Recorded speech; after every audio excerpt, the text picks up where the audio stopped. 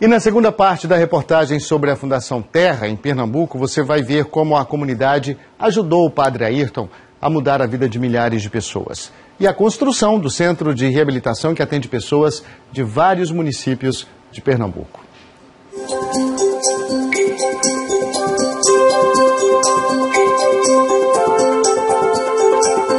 A mais nova obra da Fundação Terra é quase inacreditável.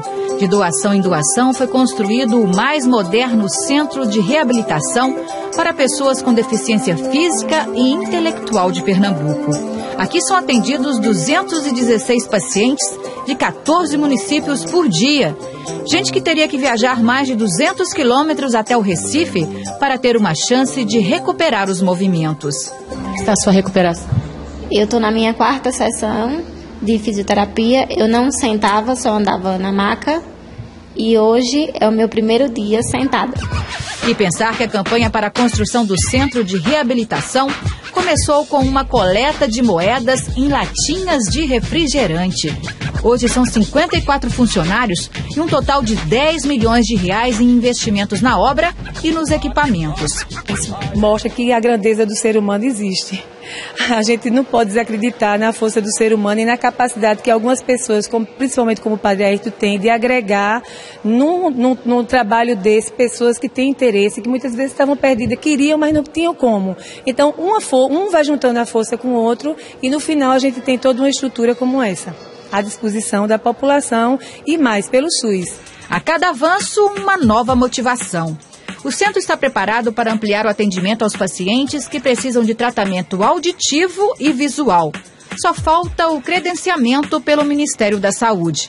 O serviço poderá ser ampliado, atendendo 450 pessoas por dia. O que esse credenciamento pode representar aqui para você? O custeio mensal assegurado, porque nós ganhamos toda essa obra. Tudo começou com os cofrinhos distribuídos na cidade. A doação do terreno, as moedinhas, a construção do edifício, a aquisição dos equipamentos. Mas agora nós precisamos ter sustentabilidade. E nós precisamos ampliar esse serviço e oferecer à população o que eles tão ansiosamente precisam. A Fundação Terra mantém no Recife uma casa de apoio para 20 estudantes do interior completarem os estudos. Alguns estão tentando vestibular, mas a maioria já está na universidade. Aqui eles têm tudo o que precisam para conquistar o diploma. Às vezes a gente acha que a gente tem mais do que merece, porque tem pessoas que moram aqui no Recife que não têm as condições que a gente tem com a internet, com a questão da comida, com a questão das pessoas que estão em volta trabalhando e apoiando, os grupos da terra que sempre estão dando aquele apoio para a gente. Então a gente às vezes não, com certeza a gente tem mais do que muitas pessoas que moram aqui. Então é um privilégio enorme para a gente. Então é só estudar. Estudar. Sem o apoio dos voluntários, o sonho de concluir os estudos talvez não fosse possível. Não seria possível porque o custo é muito alto. O custo de vida em Recife e a Fundação custeia tudo. Esse apoio que está dando a gente é muito fundamental. Para manter todos os projetos sociais da Fundação Terra, são necessários R$250 mil por mês. O dinheiro vem de doações que chegam de todo o Brasil e do exterior, mas nem sempre dá para cobrir as despesas. É aí que os voluntários têm que se desdobrar. Quando a conta não fecha, aí tem que correr atrás. É realmente o grande desafio nosso é justamente esse. Correr atrás de recursos para garantir essa assistência e trabalhar com essa comunidade de modo que o serviço oferecido ele não perca na qualidade e a comunidade continue tendo uma assistência adequada e possa desenvolver um trabalho para a melhoria de sua condição de vida. Um trabalho incansável, movido pela fé, que envolve 30 projetos e melhora a vida de 3 mil pessoas. Uma obra que não pode parar. Que Deus abra os corações para pessoas se solidarizarem com essa obra. Se solidarizarem com essa obra. Não por mim, mas pelos pobres, que eles precisam. Eu vou passar com o tempo. Os pobres continuarão, pelo menos com dignidade, em melhores condições de vida do que quando eu cheguei na Rua do Lixo. Muita coisa fizemos, muita coisa precisa fazer. A preocupação do padre Ayrton tem motivo. Ele tem saúde frágil, sofre do coração. Já colocou uma prótese na aorta e vive aos sobressaltos com os batimentos cardíacos. É o coração que me acorda. Embora não pareça, aquela vitalidade toda dele, de estar para cima e para baixo, dormindo pouco, comendo mal, de manhã, de tarde, de noite, não tem hora para fazer as coisas, né? Mas é uma pessoa que tem uma doença... sofreu uma coisa muito grave, que é o aneurisma dissecante da aorta, que é a aorta, uma artéria importante, né,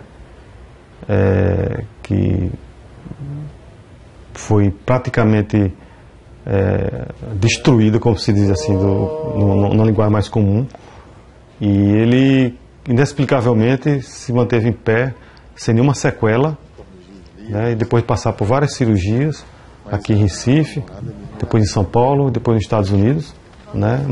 Mantém-se forte, sem nenhuma sequela, fazendo tudo o que ele faz de uma forma que muita gente com saúde, tida como pessoa saudável, não faz. Então é mesmo inexplicável. Eu acho que é uma força superior que ele tem, né? Que isso é que mais impressiona nele, é isso. Essa vontade de fazer as coisas. Para fazer as coisas, é preciso arrumar recursos. E foi aí que o padre resolveu usar o talento da juventude e soltou a voz. Tende piedade de nós. O padre Ayrton já gravou 160 CDs e escreveu 78 livros publicados em 4 idiomas que ele domina fluentemente: inglês, alemão, francês e português. É um intelectual que trabalha compulsivamente e gosta de refletir sobre os temas comuns à maioria das pessoas. São temas existenciais: refazer, recomeçar, as moradas, as decisões. São temas de todos os tempos da humanidade. Por isso as pessoas, quando escutam as pregações, ouvem as músicas, elas se reconhecem nelas. Porque fala de coisas pelas quais as pessoas passam em qualquer época da vida, em qualquer estação do ano.